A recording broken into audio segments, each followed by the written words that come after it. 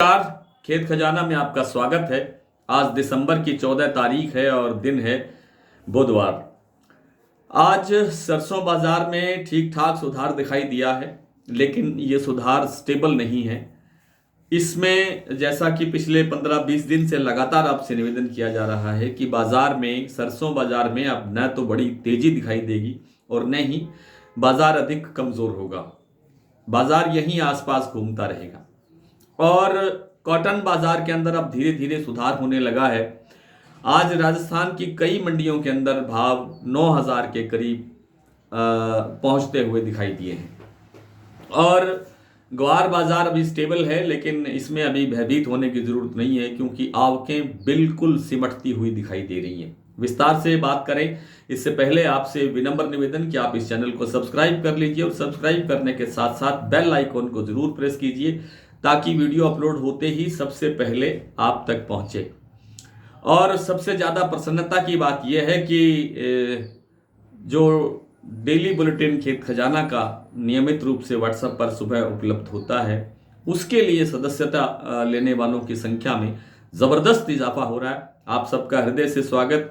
और खुशी इस बात की भी है कि कुछ कारणों से जो कुछ साथी हमें छोड़ गए थे वो भी वापस लौट कर आ रहे हैं, हम उनका भी अभिनंदन करते हैं।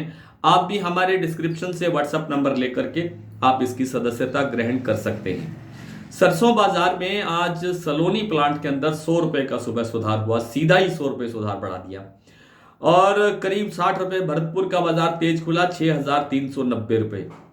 ये सब चीज़ें आपको सुबह व्हाट्सएप पे जो डेली बुलेटिन आता है, ये सब चीज़ें बड़े विश्लेषण के साथ आपको उपलब्ध हो जाती हैं। और सरसों में जो दूसरी मंडियों के अंदर जैसे दिल्ली है, जयपुर है, इन मंडियों के अंदर 50 रुपए तक का सुधार दिखाई दिया। सरसों तेल के अंदर भी हल्का सा सुधार हुआ है, इसीलिए ही ये बाजार सुधरा है।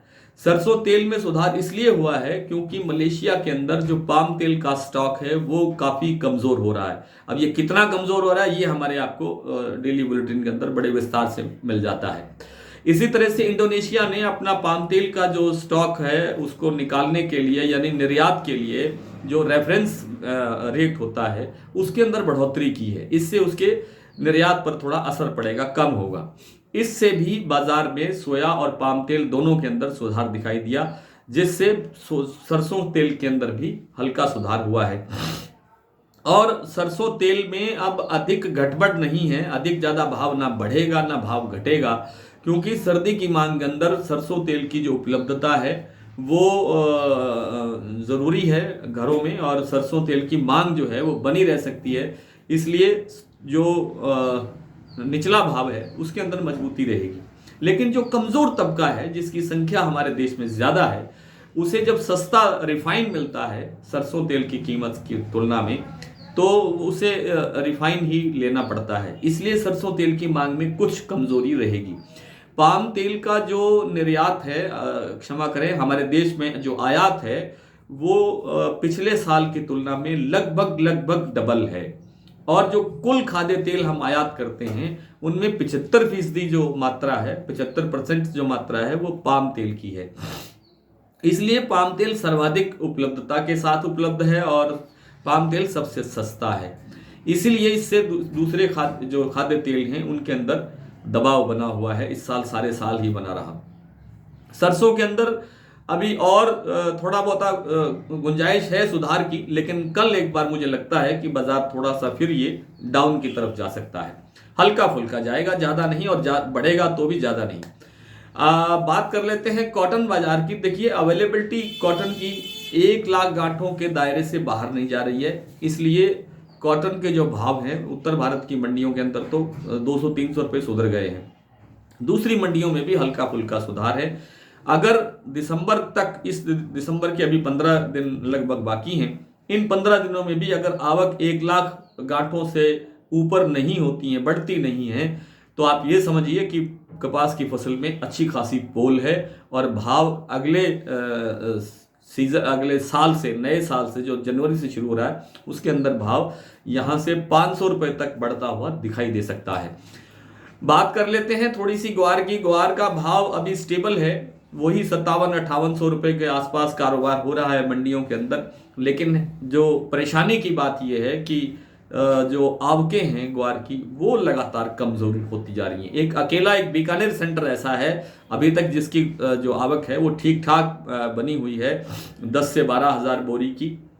लेकिन दूसरे सभी सेंटर्स पे, चाहे वो मेड़ता है, चाहे नागौर है, चाहे गंगानगर है, चाहे चूरू है, चाहे सीकर है, चाहे जैसलमेर है, चाहे बाड़मेर है, किसी भी स्टेशन की आप बात करें वहाँ पे बहुत ही नाम मात्र की आवकें रह गई हैं। इस कारण से लगता है कि ग्वार सीड और ग्वार गम का बाजार बहुत जल्द सुधार की तरफ बढ़ता हुआ दिखाई दे सकता है। आइए कुछ मंडियों की बात कर लेते हैं, कुछ भाव देख लेते हैं। आज भरतपुर 6,390 रुपये पर खुला है, कल से 60 रुपये ठीक है। जयपुर 6,750, धौलपुर 6510, दिल्ली 6550, दादरी 6500, निवई 6300, टोंक 6280, ग्वालियर 6200, गंगापुर 6400, नडबई 6390, बरवाला 6100, हिसार 6200।